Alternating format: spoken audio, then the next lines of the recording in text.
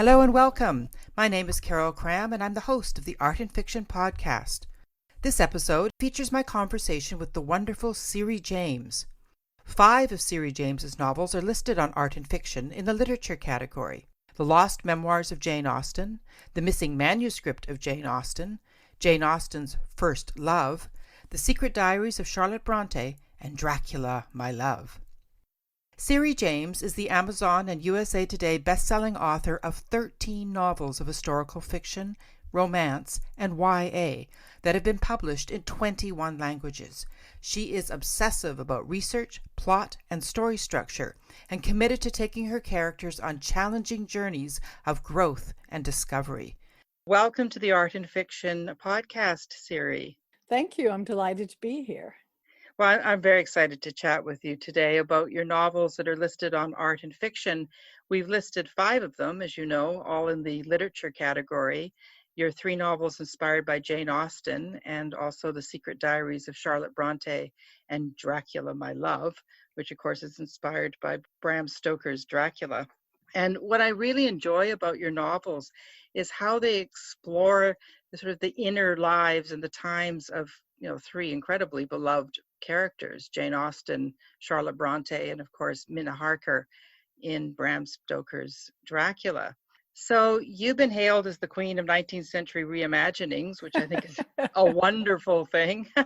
Can you explain what that means? I like to think that I get into the heads of these people, some of which were real life authors and others may have been characters in the case of Bram Stoker's novel. But because I am a novelist myself, I found such an affinity with Jane Austen and Charlotte Brontë. Even though they lived so long ago, I felt that I understood their passion for writing, their obsession with creating stories. And it's just been my honor to learn about them and bring their stories to life. And I felt the same way about Stoker's novel Dracula, which is a whole nother thing to talk about, a very different kind of book.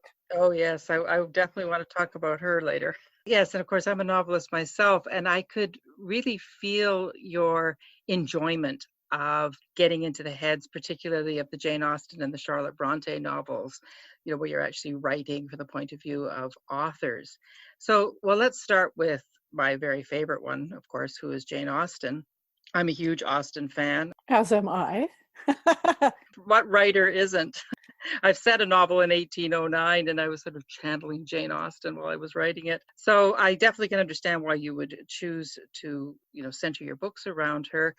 But what is it about Austen that fascinates you? Oh, well, she was such a master of creating characters that we recognize in our own life, and they are just timeless. So the kinds of characters she created over 200 years ago, we still see them around us today. And she also was very good at understanding the human heart. She found, both intelligence and humor in just about everything. I love her stories. I love her characters. And I think the world has been inspired by her magic. Look at the incredible wealth of Jane Austen fan fiction that we have now. Yes. When I was a young girl, the first book of English literature that I read that spoke to me was Jane Eyre by Charlotte Brontë. I must have read it a dozen times by the time I got to college. I don't know why, it just was my favorite book. Really wasn't introduced to Austen until I got to university and was studying English. And then I began to see just how much I loved Austen. I mean, I sold many of my books after leaving university, but I saved every single Austen novel that I had read. And that started a library that just kept growing and growing. I was fascinated by their voices and the way they wrote. I just heard it in my head. And I was very curious to know what was there very much about their personal life that showed up in their fiction. Mm-hmm. And when I read about Charlotte Brontë, I discovered that a huge percentage of her books are autobiographical. I didn't know that. One thing I did for both of these authors was I read every biography I could get my hands on. I read everything they ever wrote, all the way back to their juvenilia. I read their novels over and over, and then I found all their preserved correspondence, which in the case of Charlotte is huge. Best friend, Nell, kept 500 of her letters, which were then published. And when you read the biographies at the same time as the letters and the novels, you get a picture of these women and what percentage of what happened to them in real life showed up in their books. In Charlotte's case, it was just enormous. I mean, it starts with Lowood School, Jane Eyre. This was the true story of Charlotte's years at the clergy daughters' school and the horrors that she experienced. And then she based the character of Helen Burns on her oldest sister, Maria, who died of consumption there. And so many other things. Mr. Rochester is inspired by a Belgian professor, Monsieur Heger, that Charlotte fell in love with. And her brother, Branwell, almost burned to death when his bed caught on fire. And there's all these things that showed up in the book Jane Eyre. So it was fascinating to me. And that's just one of the books that has these autobiographical details. Yes, and of course that's what I've enjoyed so much as a fan of both of them, more so Austen, but I've read Jane Eyre, of course. So when I was reading the missing manuscript of Jane Austen, which I really enjoyed, I actually had the audio version of it, which was excellent. And because I'm such a Jane Austen lover myself, and I know the books backwards and forwards, I read them every year just for fun. You sprinkle in so many references to the novels. It's a lot of fun. It's like a treasure hunt for the Austen fan. And I kind of could sense your enjoyment in that. Is that true? Oh, of course. Of course. If you think about it, that was a dangerous and scary thing to do. I had this idea, what if Jane Austen wrote a seventh novel? And what if it was inspired by that wonderful, funny outline that she wrote towards the end of her life called Plan of a Novel? What if that was actually a wistful, nostalgic outline that she wrote, recalling a novel that she had written in her youth and lost and never was able to start over again from page one and try to recapture it? So what if this manuscript existed somewhere? Just think about what would happen if an Austen scholar was to discover it. So there's the modern day story of what happens when the scholar does discover it and how it changes her life, and what is the responsibility that you have to bring this manuscript to the world. How do you do that? And at the same time, there was the challenge of writing a book that Jane Austen herself might have written. And it had to be not only written in her voice, but it had to follow the kinds of characters that she is known to have created and the plots that she is beloved for. And so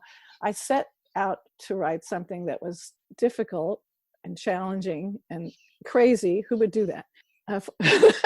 Fortunately, it was well received, and critics said it reads exactly like a Jane Austen novel. And I just can't even tell you how humbled and gratified I am by that. I would imagine. I know that's incredibly brave of you to take it on. And you did do it very, very successfully. Thank you. Because I could still see some of your characters just like I can Jane Austen's characters. So that's a real testament that I, remember them, and you captured the absurdity of some of the characters just the way Jane Austen does.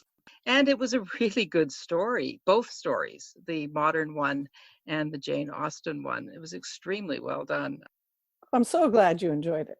It was the first time I'd ever read one of your books, and I was blown away, actually, and a bit envious. Oh, well, it was an enormous amount of work. I'm sure it was.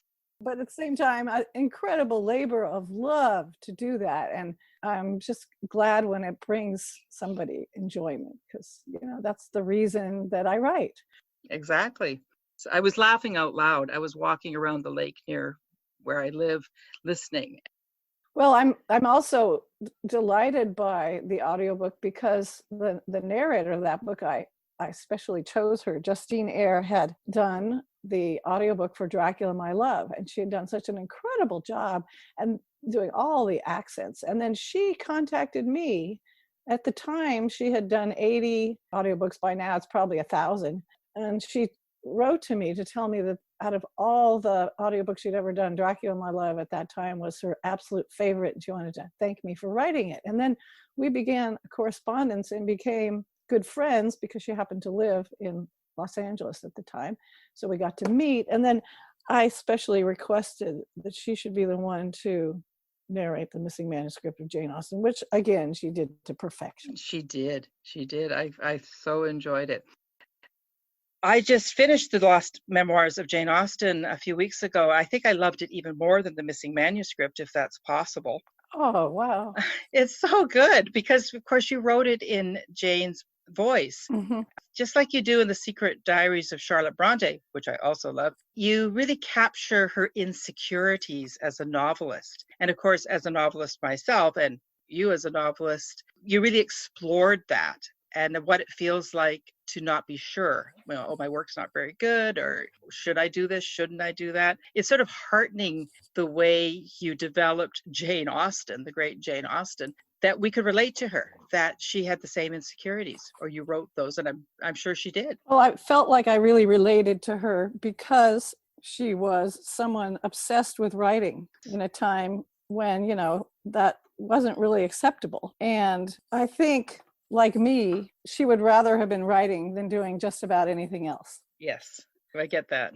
And, you know, her family understood that, which I think was wonderful. And so it wasn't difficult for me to get into her mind and to become Jane. Well, I was curious how much of her struggles are from what you've discovered in your research, reading her letters, etc., and how much came from your imagination. I noticed this 2-year gap in her letters with Cassandra, and I thought, what if something momentous happened during those 2 years? And that was why Cassandra destroyed such a large quantity of letters. What if Jane fell in love with somebody and there was a good reason why they could never tell anybody about it?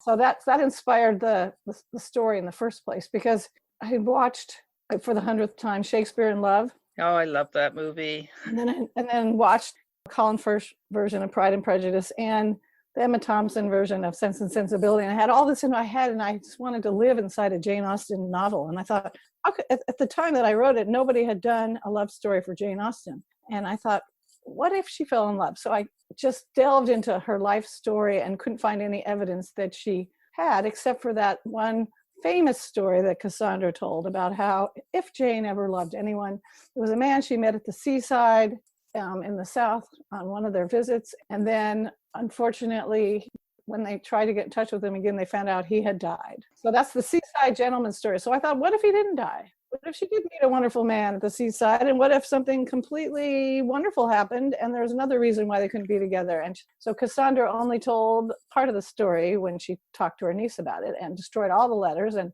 so the whole thing was kept secret. So I wanted to explore, how is it that this woman who wrote these incredible books that 200 plus years later are still everyone's favorites, really examining not just love and courtship, but how the human heart evolves and what it is that makes relationship work. I wanted to explore, how is it that someone who never married, and as far as we know, never fell in love or had a relationship, how is it that she could write so successfully stories of love and courtship?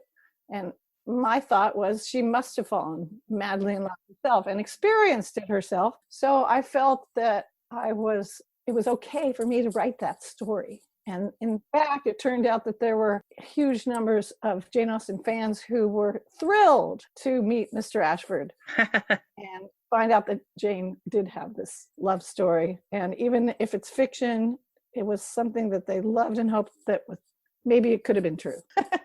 But you know what really struck me is, on the one hand, as I was reading, I was going, I wish she had a love affair. I mean, I know, as far as we know, she didn't. But on the other hand, if she had married and had the happily ever after, she wouldn't have become Jane Austen, or would she? Well, it's true. Once you marry and have children, you aren't probably writing very many books, if any at all. Although if she'd married Harris Bigwither, the famous proposal she accepted and then, retracted the very next morning. Yeah. He was really wealthy, so the children would have had nannies and governesses. And so who knows, maybe she would have been able to continue to write. Yes, although it probably wouldn't have been acceptable in that strata of society. But it is just that kind of disconnect between our desire to see the romance and see them get together, but the reality being that if she had, she probably would not have been able to write the 6 greatest novels of all time, right? Yeah, she probably wouldn't have. So it's sad.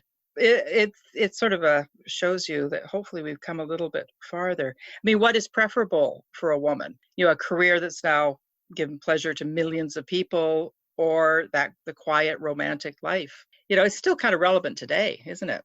It is. And also back then, it was very dangerous to give birth. I know she had at least 2 sister-in-laws who died childbirth. I'm trying to remember if it was more than that. 2 of them died after giving birth to their 11th child. Can you imagine? And in the few letters that remain where she wasn't censored by her sister, she was very vociferous, commenting on women who did nothing but have one child after another. Clearly something she did not want to do. That may have been another thing that factored into her choice. She definitely had to be madly in love to, give up things that she loved and take the risk. I think it was a risk. It was a huge risk.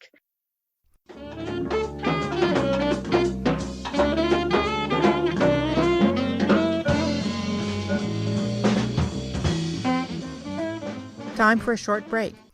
I'm a huge fan of Pro Writing Aid.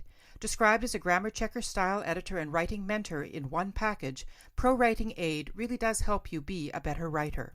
What I love is how the suggestions really make me think about what I've written. The program does a lot more than just identify grammar and spelling errors.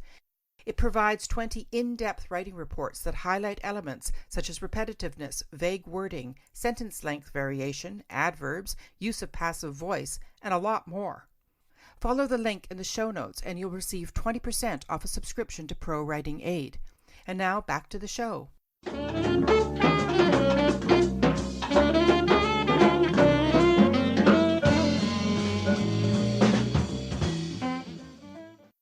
Welcome back. Let's listen to Syrie as she reads the first chapter of her novel, The Lost Memoirs of Jane Austen.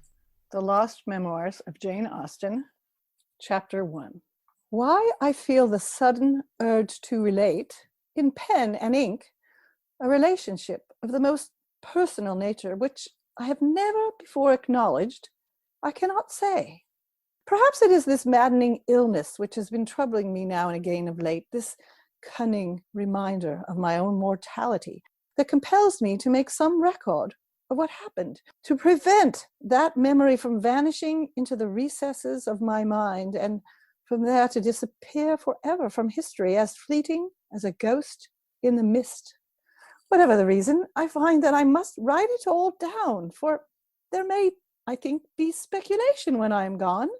People may read what I have written and wonder, how could this spinster, this woman who to all appearances never even courted, who never felt that wondrous connection of mind and spirit between a man and woman, which, inspired by friendship and affection, blooms into something deeper?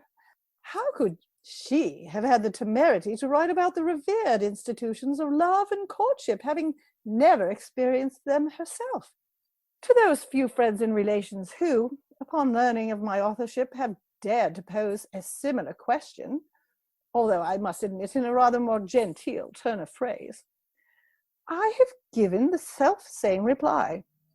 Is it not conceivable that an active mind and an observant eye and ear combined with a vivid imagination might produce a literary work of some merit and amusement, which may, in turn, evoke sentiments and feelings which resemble life itself? There is much truth in this observation.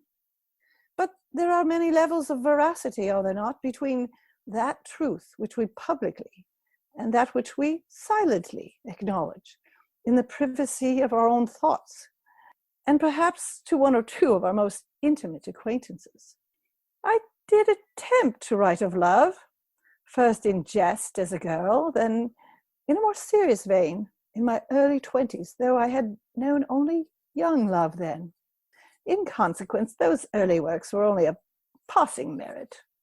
It was only years later that I met the man who would come to inspire the true depth of that emotion, and who would reawaken my voice, which had long lain dormant.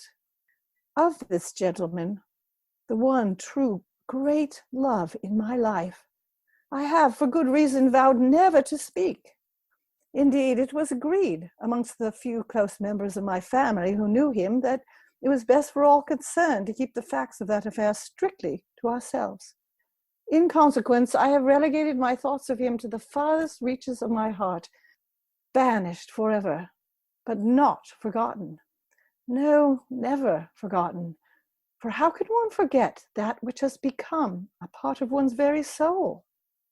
Every word, every thought, every look and feeling that passed between us is as fresh in my mind now, years later, as if it had occurred only yesterday.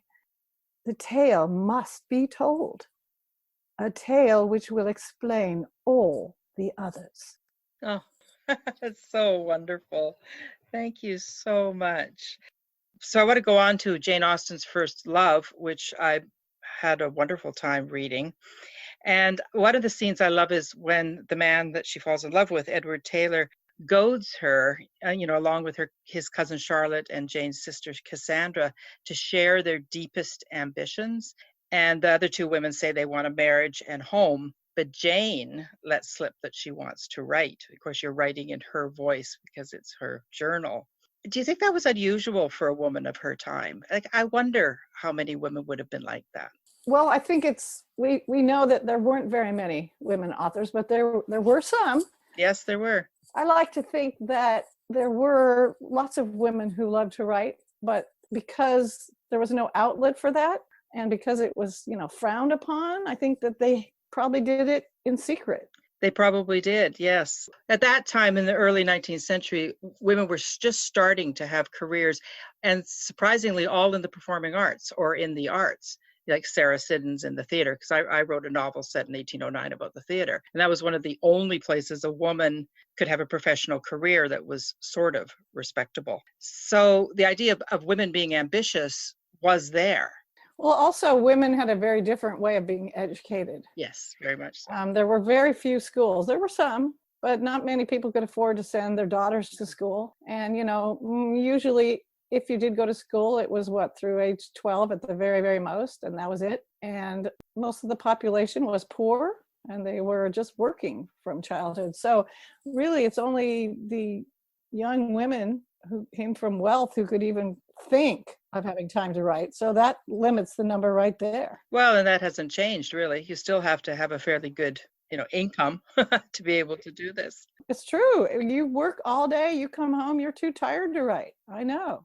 Exactly. It's still very much of a privilege. I just want to read a passage from Jane Austen's First Love that really stuck out at me, because I'm curious how much it mirrors your own experience and how much it came from your research about Jane. So I'm just going to read it. She's talking about how wonderful it is to write a novel. And it totally resonated with me. So I wanted to share it with our listeners.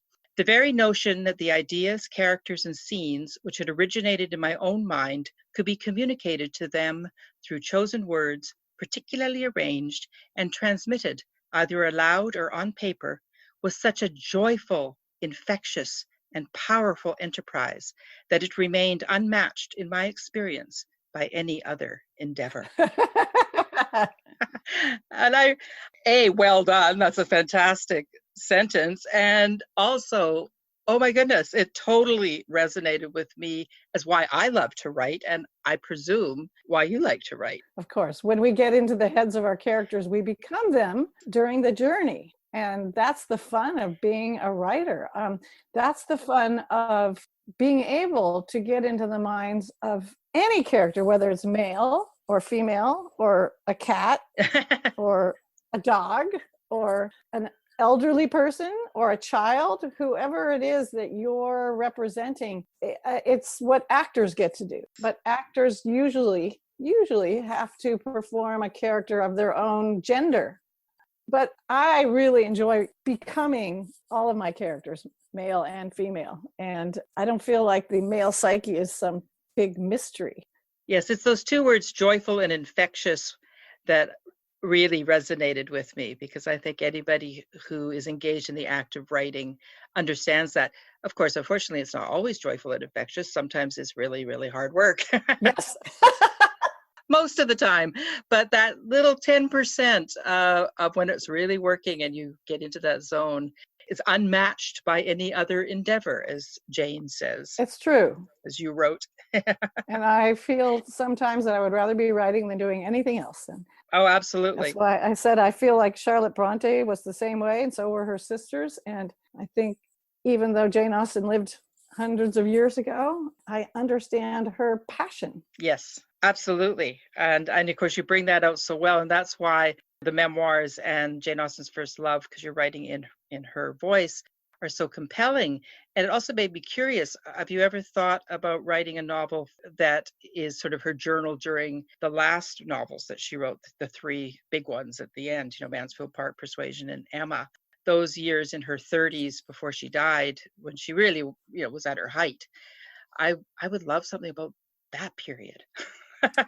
I have a lot of notes about it, in fact, in a folder, and a take on it that probably nobody has done before. Oh, good. So I'm hoping to be able to do that. Right now, I'm working on something completely different, a multi-generational historical fiction with a mystery. Oh, fantastic. That, of course, takes place in England, because everything I write just about takes place in England. I do love England. I lived there for 4 years. I went to university there. There's so much there. Oh, how lucky you were. I was supposed to be there right now, but not this year. What's your favorite Jane Austen novel? It's like a favorite child. Yes, it's not fair to ask that, but no, I know. For me, it's a tie between Pride and Prejudice and Persuasion. Oh, Persuasion. Okay. I just love Persuasion. I love the whole situation about a second chance at love. Yes. I don't know. I love Captain Wentworth and Anne, and I've read that book so many times. I think it's a sweet, sweet story. It's a wonderful one. It's one of my favorites. And very romantic. Well, I love them all as well. I think my favorite is still Emma. And I got such a kick out of Jane Austen's First Love, where Jane is kind of playing an Emma-like character. Yes, she is. When she's matchmaking, and also all the parallels to Mansfield Park. I actually really like Mansfield Park. A lot of people don't like that one as much, but the theatricals. Yes, I love them all. Jane Austen's First Love, the thing that was most exciting to me, actually, was finding out everything that I found out about Edward Taylor, this young man who Jane fell in love with when she was young. And we know this because it's in her letters. She mentions him many times. And yet I couldn't find anything about him in any biography because scholars knew nothing. And so I became determined to find out about him. He was, member of the aristocracy, so I knew there had to be something about him somewhere. And then I found this incredible resource, a memoir written by one of his brothers. I think he was knighted, he worked for the king, he rose very high in society and became so important that his memoirs were published. And in this brother's memoirs, he talked in the beginning several chapters about his childhood and his family and the extraordinary experiences that the 8 children had growing up. And because of that, I knew what Edward Taylor went through and what he experienced in this incredible family. They lived abroad. They all played musical instruments. They were educated by the top masters. It was just no wonder that he was so fascinating that when Jane Austen met him as a teenager, he was different from any young man she had ever met. And no wonder she fell madly in love with him. So I thought how fun it would be to write that story. I learned so much about him. I thought I could write a PhD dissertation about Jane Austen's First Love, but instead I wrote it as a novel. Thank goodness you did. And again, I did feel that it's a good thing she didn't marry him in the end, because we wouldn't have had what she did. That's too bad. That has to be a choice. But anyway. And so that brings us to Dracula, My Love, which I actually just finished yesterday. I was like, I got to know what's going to happen. I thoroughly enjoyed that as well, because unlike Jane Austen, I am not a Bram Stoker fan particularly. I've actually never read it. I've read bits of it. I mean, you certainly know the story, right? Mm-hmm. And so I was thinking, oh, I don't know if I want to read about Dracula, but I thoroughly enjoyed it. And I know it is because of what you did with the character of Mina Harker. She's this strong-willed, amazing woman caught in the middle of this torrid love affair with Dracula and also with Jonathan. So what did you hope to achieve with Dracula, My Love? Like, did you want to sort of rehabilitate Dracula? I have always thought that Dracula was underserved in the book by Bram Stoker because he created really the first vampire with all the interesting qualities that we attribute to vampires today, which are he made him be able to vanish in a puff of smoke or appear out of the mist. Then he gave him all kinds of other interesting things. He could turn into a bat and fly away. He could turn into a wolf. If you drank his blood, you had a telepathic connection from him or with him. And then he also made him so evil in the novel. All he did was kill women and do things for his own purposes. And he was really a terrible creature. And you were happy when the group sent to hunt him killed him in the end. And I thought, they do something very different in the movies. In the movies, they tend to glamorize him and make him very handsome and suave. And so you fall in love a little bit with Dracula, and sometimes a lot. Yeah. I thought, what if this was a romance? And what if all the 5 narrators who were the ones who told that story in Stoker's book, what if some of them were unreliable? What if Mina Harker was only telling the piece of the story that she felt was acceptable to Victorian audiences and especially for a married woman? Yeah. What if she was actually having a scandalous affair with Dracula behind the scenes? And what if Dracula was this incredible, wonderful guy? To me, that was an interesting version to explore, because if he's hundreds and hundreds of years old, or even older than that, he would be really accomplished, good at everything, a fabulous dancer, a wonderful artist. He could play musical instruments. He'd read every book in the world. I thought, wow, this is a guy I would want to meet. So I thought it would be interesting to, as you say, rehabilitate him, think of a different explanation for all the bad things that he supposedly did to make us realize that he is worthy. And then we have a romantic lead that not only Mina can fall in love with, but we can fall in love with. And hopefully when people read the book, they fall in love with him as well as Jonathan Harker and Mina. And then it's a love triangle. And you, I designed the book to hopefully make you not sure who you want her to end up with. Exactly. And you did that extremely well. Thank you. But loved even more than, the romantic parts was Mina's development as a character, as a woman, and as a strong woman at a time, of course, when women did not have a lot of choices. And so and of course, I see that in all the novels that I've read of yours, just how you explore that development of women. I mean, we didn't invent strong women in the modern day, did we? No, we didn't. I mean, when you think about what women had to go through just to get basic rights, and the struggles were incredible. So we are very lucky to have, great-grandmothers and great-great-grandmothers who achieved all these things for us and got us the vote. And so Mina is, at the end of the Victorian era where none of these things have been happening yet, but that was when they developed this new idea called the New Woman. And she was one of them. And it was a struggle because she really was raised to be a Victorian woman. So she had all kinds of guilt about being in love with Dracula when she was engaged and then when she was married. And that was interesting to explore also. Yes, exactly. And I do think sometimes we don't remember just how strong women have always been through the centuries and how much they've had to put up with, and nobody knew about it or nobody talked about it because the history, of course, wasn't written by women. So I love books that look at women as whole people. Oh, me too. What kind of advice would you like to give to authors? Do you mean published authors or aspiring authors? That's a very different question. I suppose it is a different question. Okay, well, let's start with aspiring authors. For aspiring authors, I always say to, first of all, read what you love to read and write what you love to read. So whatever it is that excites you when you sit down with a novel, that's probably the kind of book you should write. And they say write what you know, and it is true that if you write something that is autobiographical, the words come very, very quickly. You wouldn't believe how fast they flow from your pen, but that isn't necessarily the only kind of story you can tell. You can research a completely different story about a real person or a fictitious person and still infuse them with aspects of yourself and of people you know and make them come alive.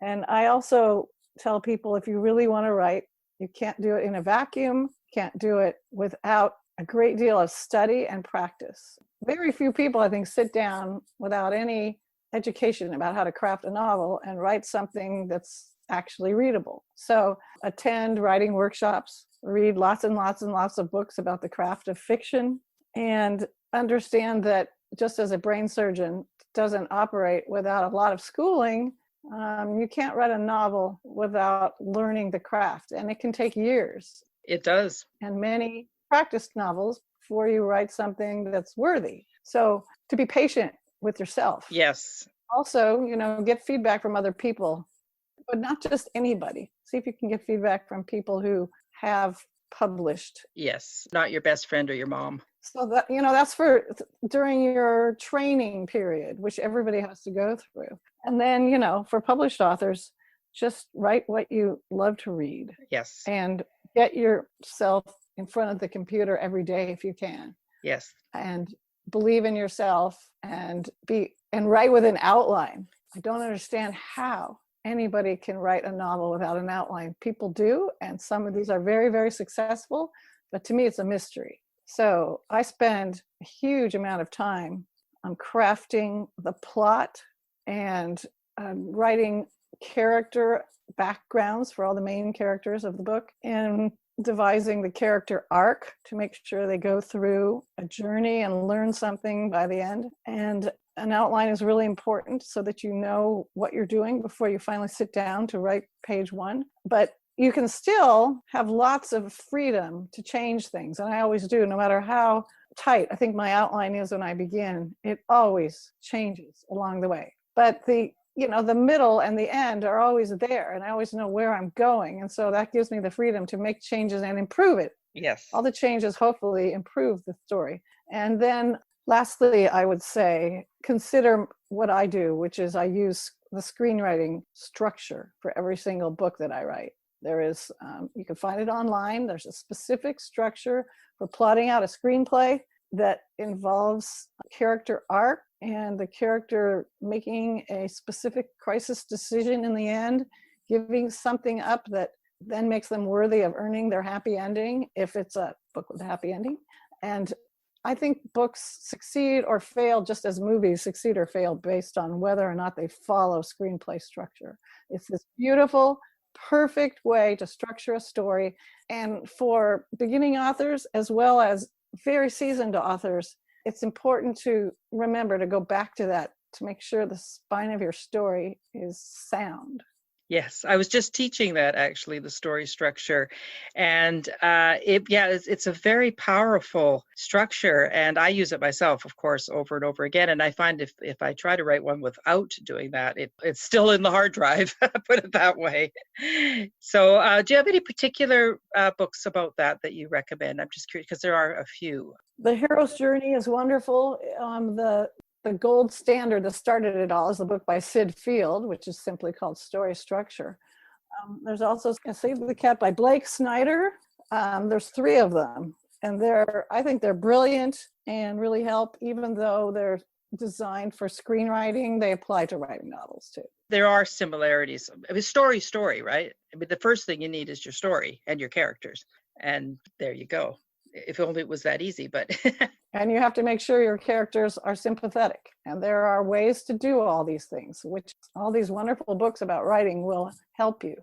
Yeah, absolutely. I just have one more question. What are you reading right now, just for fun? I am reading the Cavalette Chronicles. This is a series of 5 books that follow a family in England during the Second World War, from about 1938 to 1946 or 7, I think. And it's set in London and Sussex.